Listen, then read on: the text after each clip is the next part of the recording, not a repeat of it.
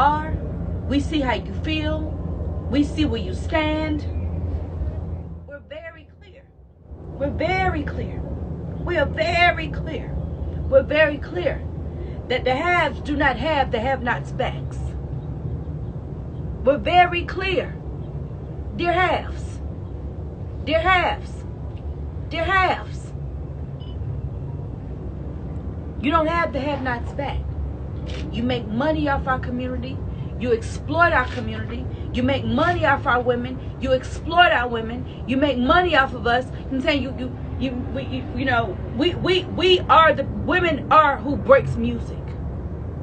If we don't shake our ass, it don't move. So the same ones you calling strippers and hoes and X, Y, and Z, that's where hip hop is fucking broken. Hip hop is broken in Atlanta through the strip clubs. Hip hop is broken in Atlanta through Magic City. Hip hop is broken in Atlanta through all the different strip clubs in the city. Blue Flame.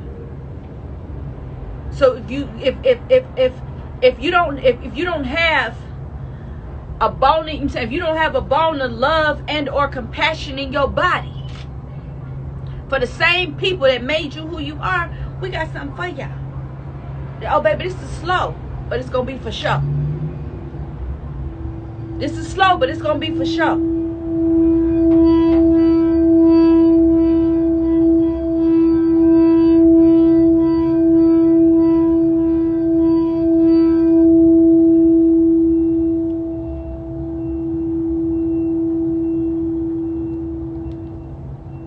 Slow, but for sure, baby. Slow and for sure. We're gonna walk you like a straight up motherfucking dog. God is so good. Hey. She wasn't talking to nobody on here, girl. She was talking to herself, wanting a reaction.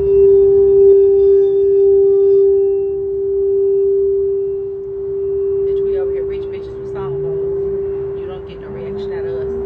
Look at us. And for lunch, we're having a sound bath.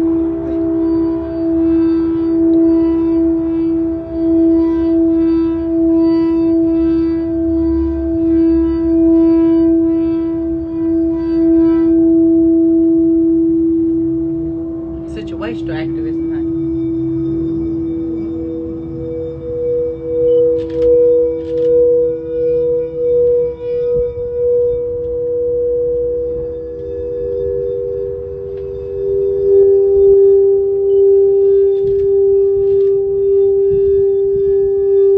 Our community has shown it to be true that if you weren't walking from church at the time that you were offended, then you couldn't have possibly. You had to be the reason why. You had to be the reason why it happened. If you wasn't coming from church, or if you didn't just graduate from an Ivy League school, don't just choose when the cameras are rolling.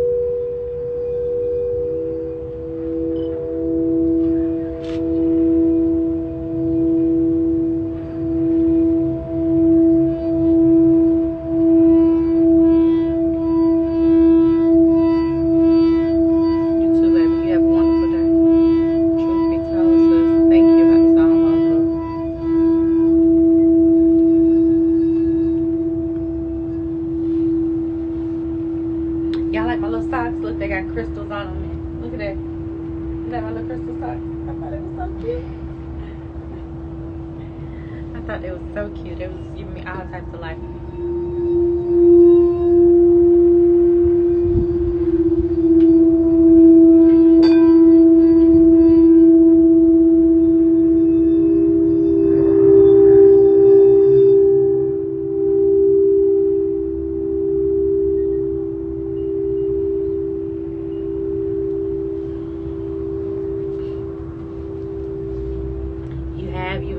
that's what's. God is amazing. Sound bath meditation is everything.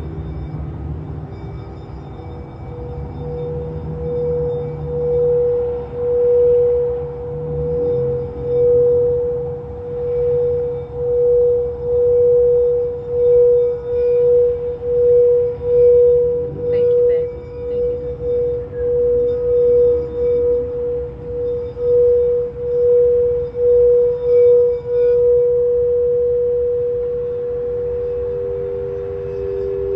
Definitely protective.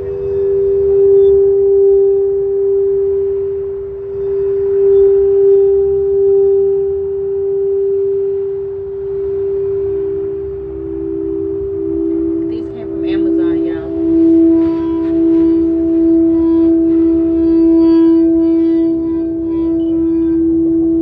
Who told you I had to use my song bowls in private?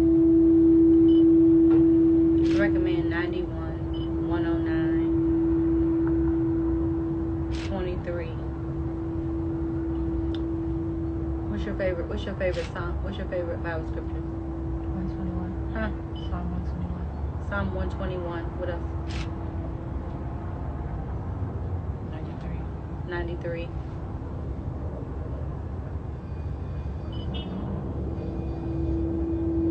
Amazon, yeah.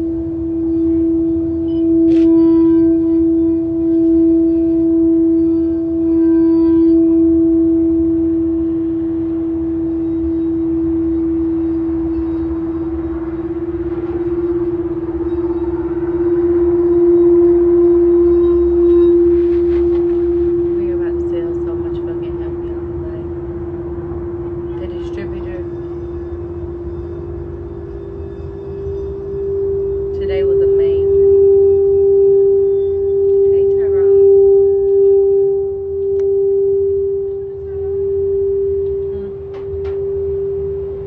Hey, Tyrone. 16. Psalm 16. Thank you, brother. Thank you, Tyrone, for standing for me. Thank you, Tyrone, for standing for all these women. Thank you, Tyrone, for. You want to tell everybody how we met? You want to tell everybody how we met?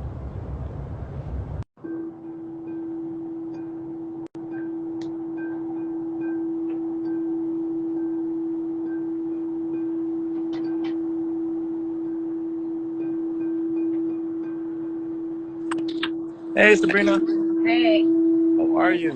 good. How are you? Just finished working. Well, part one of my day. Part one. Yeah, I'm doing a little midday realignment ministry. So, Yeah. you want to tell everybody how we met? Yes. Hold on. Let me close my curtain so there's no glare. So it's a very, very interesting story. In 2019, I just started my practice. I was 2 months in. I was very, very nervous, but I got an opportunity to go to Forbes and to present myself as an entrepreneur in a room full of entrepreneurs. I got there early because I was very nervous, and when I got there, Sabrina Patterson was already sitting there. So she had beaten me, who I'm always the first one in the room. Sabrina was already in the room, sitting, relaxing at a table by herself. And I sat at the table across from her, and she invited me over. And, you know, she just asked me about my background and who I was and all that stuff. And, you know, she can see my nerves shaking because I was trying to write down notes of what I would say. And she said, you know, keep calm, be confident in yourself. And she really spoke into me. No professor has ever spoken into me.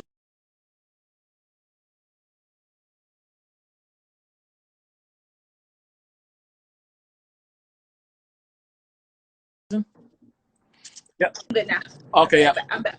So she spoke into my life. Confidence, self-confidence as a black man, self-confidence as a leader, self-confidence as an entrepreneur. And it really struck a chord, and we exchanged numbers. I told her about a couple of cases I was working on. She even offered to come to New York and to start a movement based on one of the cases that I was working on. because that's what she does. She believes in advocacy. She believes in making sure that people are held accountable for the wrong that they do, and she believes in standing for women. And at the time, I had a sexual assault victim and rape and harassment case from one of the major law firms in the country, against one of the major law firms in the country. And Sabrina had offered to actually start a movement around it. But I was so afraid to even accept her offer because I was so young behind the ears. I was so new. And, she really, really spoke some confidence into my spirit, which set me on a path to where I am today, where I'm like a mini Sabrina, in the sense that I'm very much fearless on the side of rights, and I will stand up against whomever is standing in front of me. I don't care who you are. I don't care how much money you have. I don't care how much power or influence you have. I will always fight for. Are the comments still rolling? Because I can't see them. No, my comments are off. Okay. Yeah. So that's it. That's just the long and the short of it. And a couple of weeks ago, I saw that Sabrina does Sabrina was doing what she normally does, which is standing up on the side of the right. And I saw her being attacked. And I said, you know what, this can't happen to my friend. And I reached out to her to ask her if she needed some help, or to just even just show her my support. And she said yes. And then that's how the ball started rolling. And 30 plus phone calls later, and 11 retained clients, we are where we are today. And I think that we are going to make some serious changes within this industry, because we're going to hold a lot of people accountable for their actions. And that's it. I'm proud of you. Listen, I'm more proud of you. Yeah. How did today's situation go? Did she go to the place? She's actually going tomorrow, 2:00. It's already set up. So, not to give away any secrets to your 172 viewers on your live, but we may have an announcement to make later on this week again. So this is a never-ending story, and the ball keeps on rolling. So yeah, but the work doesn't stop. The work must continue. We got to make sure we stand up and we protect our Black women. That's it. Another victim, right? Yeah. But I have to do my due diligence. We have to work through the evidence and make sure that everything is what she says it is. And then we'll have an announcement to make in a couple of days. And I'll tell you this, my phone has been blowing up, literally blowing up since the press conference yesterday, and since the New York Times article was published on Sunday. And I've been getting calls and emails from women all across the country who's raising claims not against Tiny and T.I, but against other artists and against other news organizations. So it's sad that this is not an isolated incident, and this is more so, from my perspective, an issue with the culture, right? In the sense that folks think that this is okay to do because you're in a position of power, because you want to, party, but partying and including drugs and the forced ingestion of drugs and narcotics and all these different things, and spiking of drinks and all that stuff. It leads to it leads to a lot of hurt people. It leads to a lot of damage in our community. The thing is, everyone can't take drugs and walk away from them. Exactly, because like I said yesterday, that's why drugs are drugs, right? That's why drugs are addictive. That's why it's a whole campaign on don't do drugs. Yep. Everyone can't do cocaine one time. Everyone can't do Molly one time. Everyone can't just, many of us have had aunts and uncles and dads and family members that have been strung out on crack and heroin Heron, a lot of people can't just do that one time. So what someone considers is a one night of a fantasy or one night of fun or one night of using someone and one night of abusing them turns into a lifetime of a hellhole and a battle of addiction and Yep. drug abuse for I'm saying for that particular person.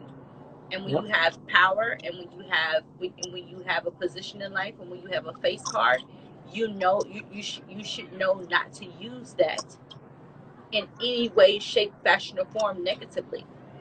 Yeah. No, you're right.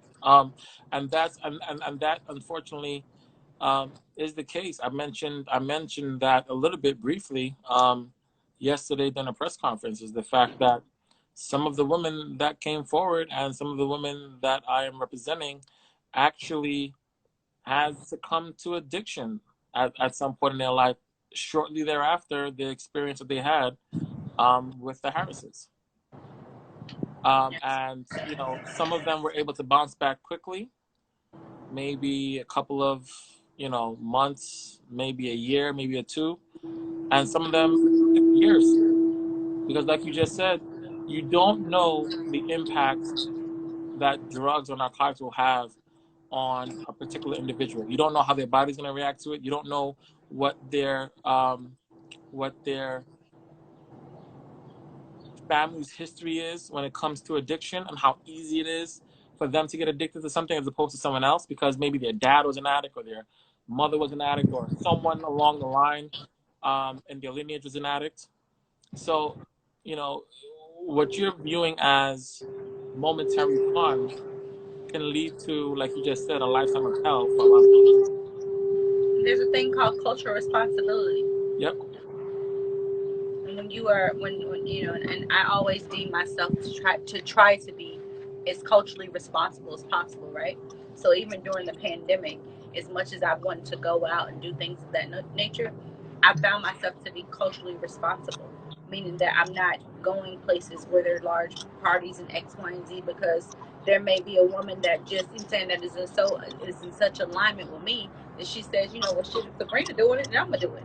Yep. you know and so I've even there's a lot of things. There's just certain things you don't do when you have children. There's certain things you don't do when you have an audience. There's certain things you don't do when people look up to you. There's just certain things you just don't do. And as God gives you those different gifts in life, whether your audience is just your children, there's No. like there's like even me, I'll have a glass of wine, and once I have a glass of wine, I get in the passenger seat.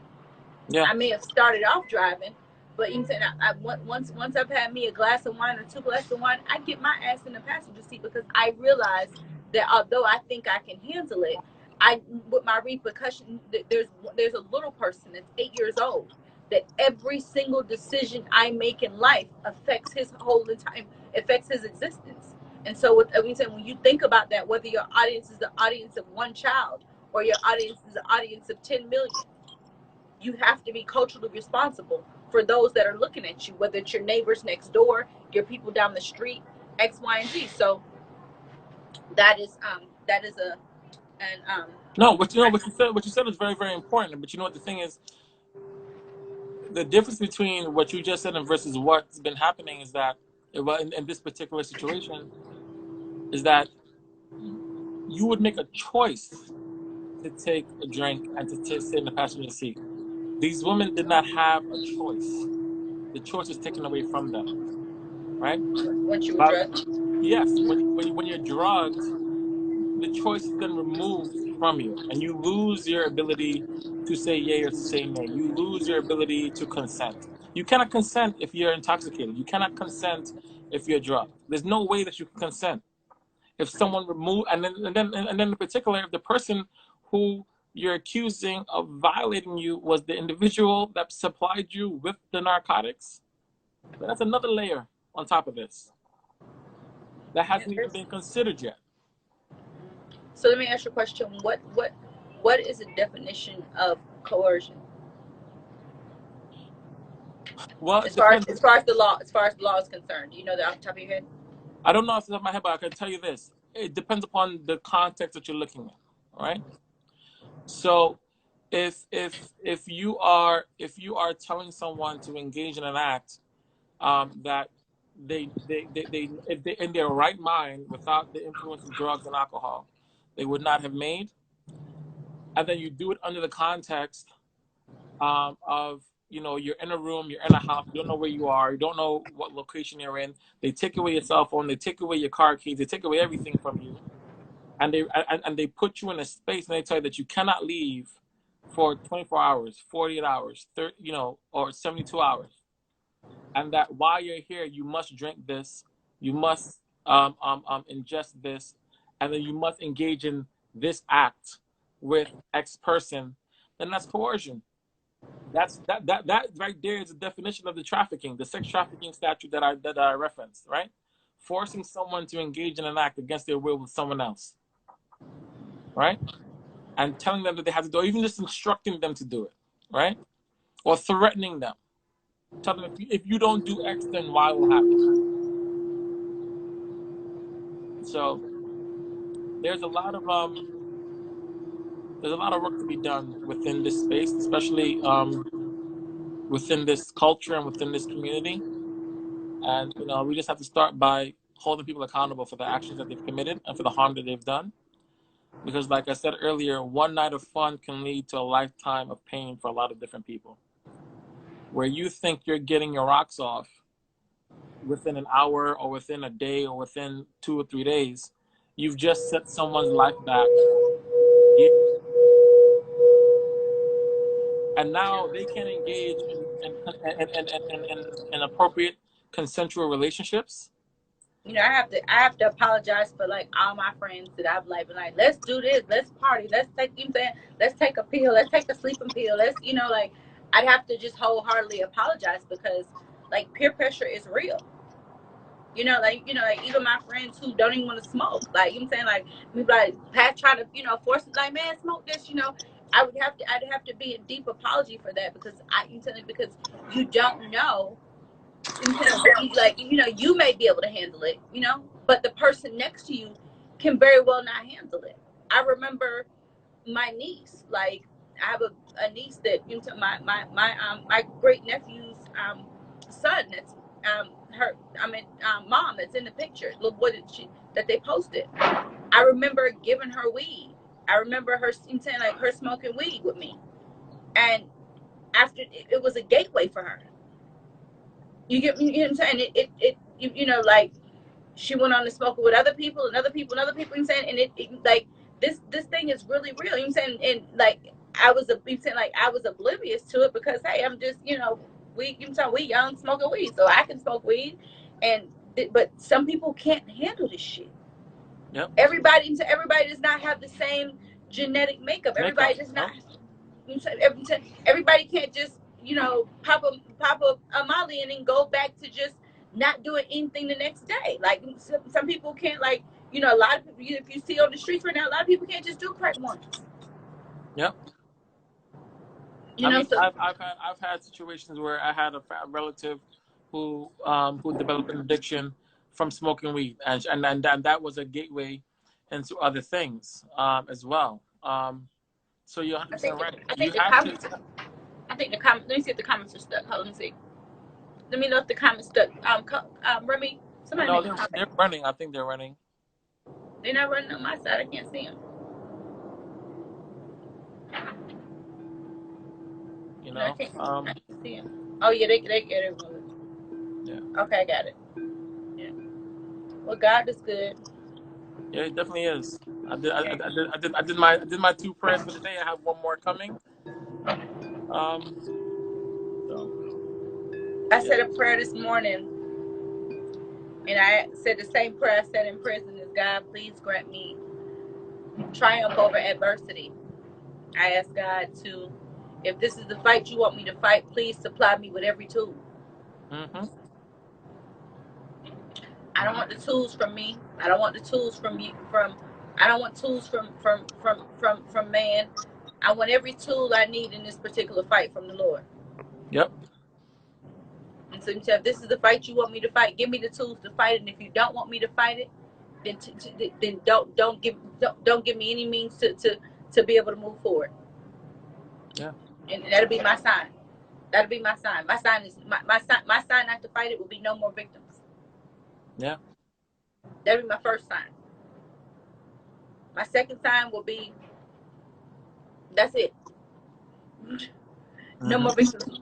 No more victims will be my sign to lay this to rest. But I'm praying for every woman that has been victimized, not by just this particular situation, but just victimized in general in life. Yeah. Know that when this particular book is shut, that myself, I don't know about Tyrone, but I'm sure Tyrone is there to also help you in a legal capacity. If you're looking to move forward with X, Y, and Z, not your model victim is definitely what we are as most brown women. Most brown women would not fall into the category of a model victim. So with that being said, is that a lot of us have different paths. That his attorney will bring up my past. How would an attorney bring up the fact that I've been to jail against someone that's been Yeah. convicted? That was the craziest shit ever. Like, that is the whole fucking narrative in the whole entire hip hop community. Find me one person in the hip hop community that doesn't have a background. Like, that was such a white man move. It didn't make no damn sense. How you gonna Yeah. discredit me?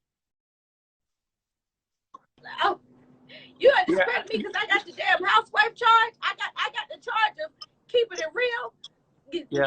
Like, I got the housewife charge. I had 7-count indictment. The one charge that stuck was lying to a federal officer. They came and asked me about my son's father, and I protected him. So, like, that is so beyond that's on brand for the culture. Yeah. And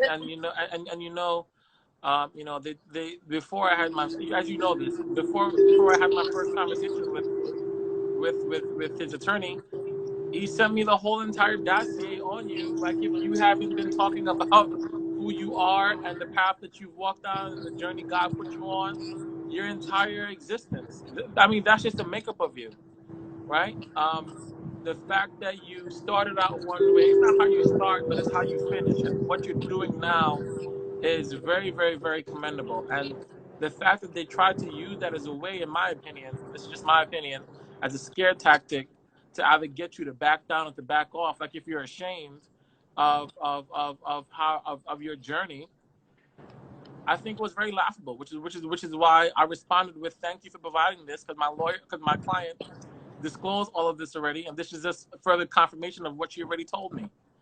It had zero effect or impact on the work that I was going to be doing, which Yeah. I don't get why they thought that it was a smart move to make, and then it's kind of calculated because they said that in their response in the defamation suit, which I also think is laughable because the defamation suit has nothing to do with your past history, but it has to do with what was said in January of this year. And that's it. One thing for certain, two things for sure, is that is that I've worked very hard to get to where I am. I worked very, very hard to get to where I am. Mm-hmm. We're talking about my case. This is my lawyer, and we're talking about my case, Diva. And if I have a problem with my lawyer speaking about my case, then I will tell my lawyer not to talk about my case. How about that? Okay. So, but if you don't want to hear my lawyer talk about my case, it's an easy thing you could do. You could swipe. But obviously, you want to hear my lawyer talk about my case because your black ass is in here. Obviously, you're interested in hearing my black ass lawyer talk about my black ass case because your black ass is in here. Now either move around or sit the fuck down. Pull up your chair, grab you some popcorn, and stay in the position of a bitch that want to listen or want to be blocked. Okay? But we're gonna go ahead and usher you out, bald head. Sorry, Tyrone. I always go with the blue. You gotta scratch his head. I'm the problem client. I'm the problem client. I am the problem Model client. victim, model client, really? I'm the fucking Model problem victim, client. model client. I am the problem client. Look at him. He like, fuck this bitch. Um, Guess what? Listen. you got to support the hood, man. You got to support the hood client, man. You got the girls who curse need. We need what you call it? The girls who curse, the girls who will fight around like, damn. Like, please, Lord, don't say nothing, please. Not today. But this is this. But see, again, this is the Sabrina that I met. Okay, when Sabrina got up in front of Forbes, she literally had the entire room in awe. Her jaw, I mean, everyone's jaw was on the floor in the room when she spoke about broken crayons, and she said, broken crayons still color. We do.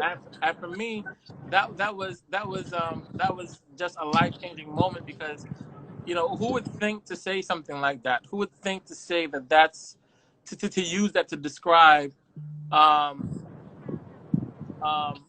to describe their own personal journey, and to describe where God started them to where they are currently now, and the fact that they're a very successful entrepreneur, they are a social activist, they are a coach helping additional individuals start their own businesses. Like, all those things are indicative of who you are as a person, and of where you are now in your life.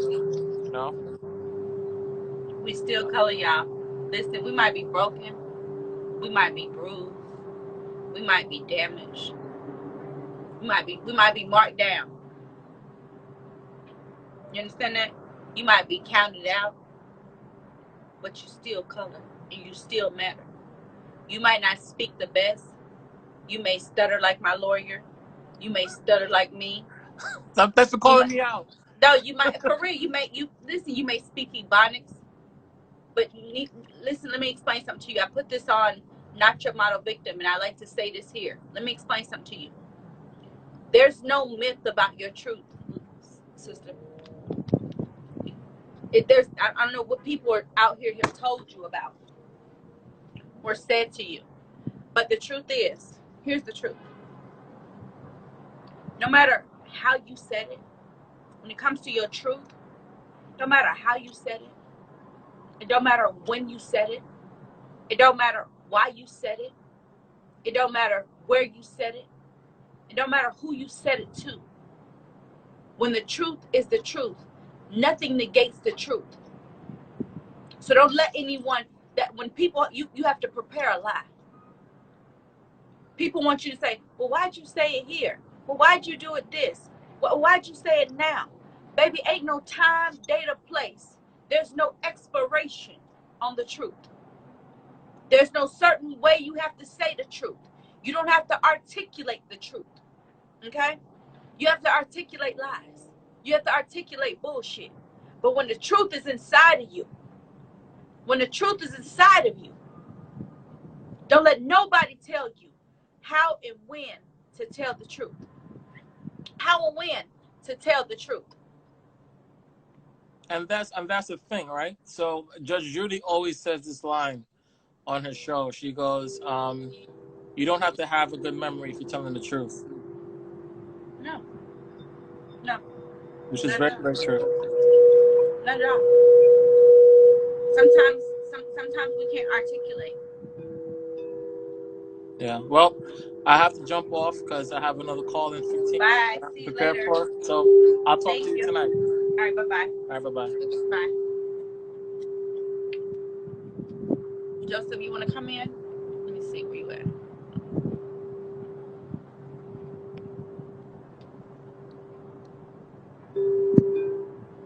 Thank you. Cool. Thank you. Right back, sis. Right back. You're not a model victim, baby. None of us are.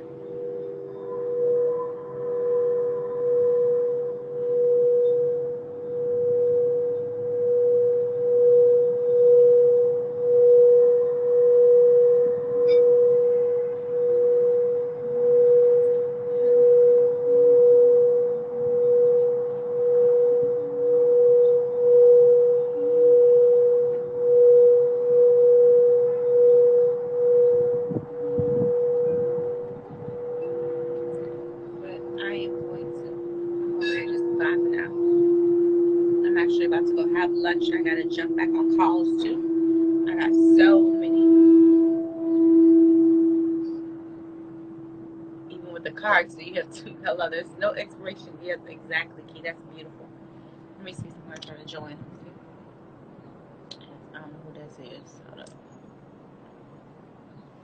I don't know you, baby. You can't join. Okay. Y'all do a little more background check on you, sis. Well, y'all have an amazing. Y'all can hear me? Y'all have an amazing day. And I'm about to jump on calls. You still color, baby.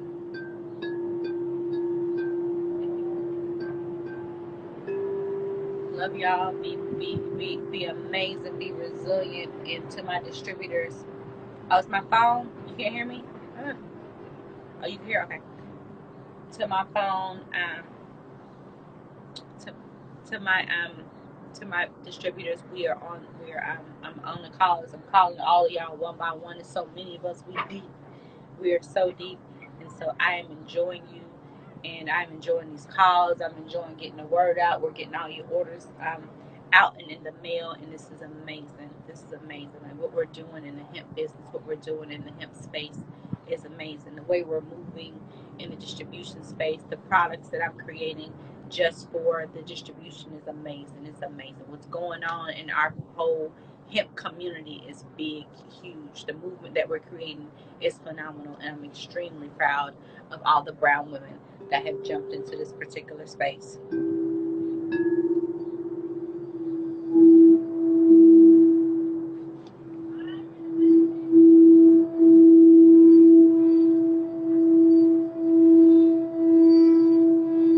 No, I don't sell these bowls. The people who sold me these, they really did. I need to do one of those. I got like the little influencer Amazon thing. I need to do that. Yes, we're still looking for graphic artists. So you can definitely graphic artists. So you can definitely. But you know what I prefer you do? I prefer you to be able to email us and send us like a sample of your work, right?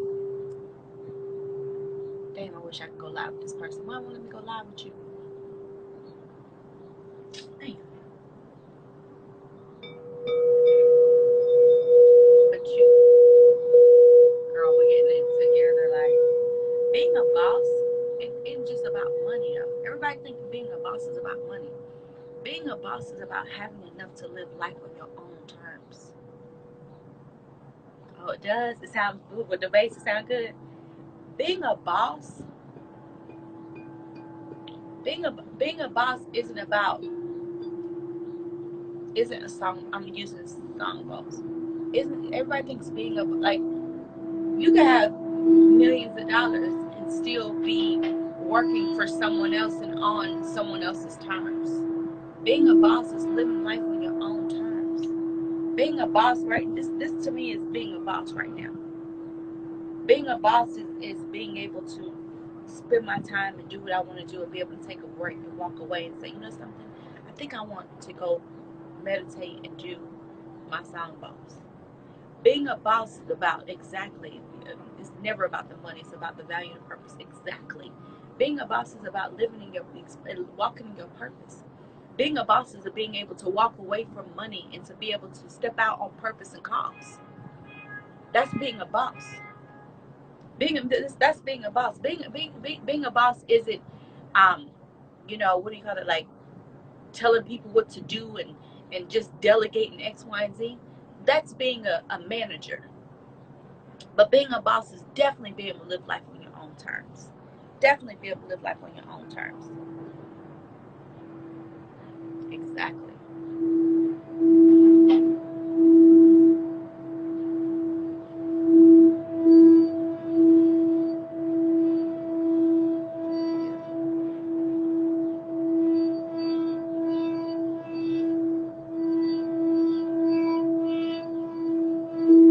Stay. Milka.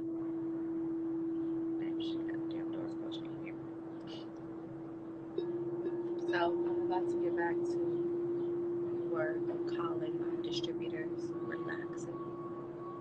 Love you too, baby. Live life on your own terms. Don't run in packs. Don't run in packs. Do like Abe Lincoln. Stand with a man when he goes right, but part with him when he goes wrong. And remember, true loyalty is loyalty to yourself. Don't deplete yourself.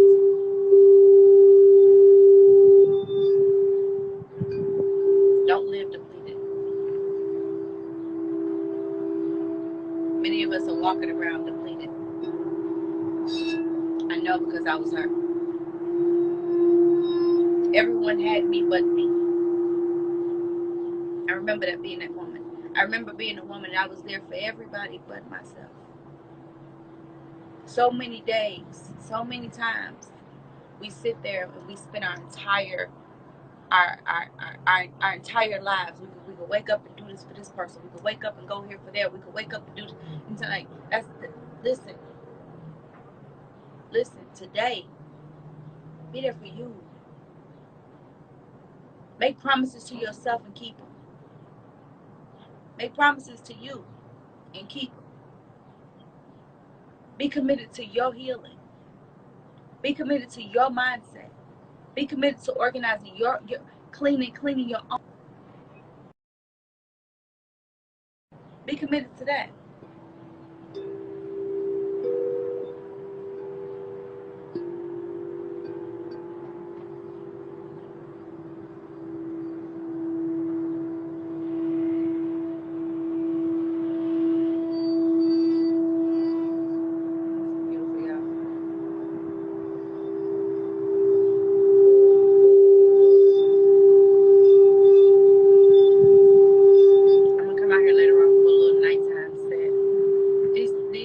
These song posts, how do they make you feel? Do you y'all hear them as loud as I can hear them?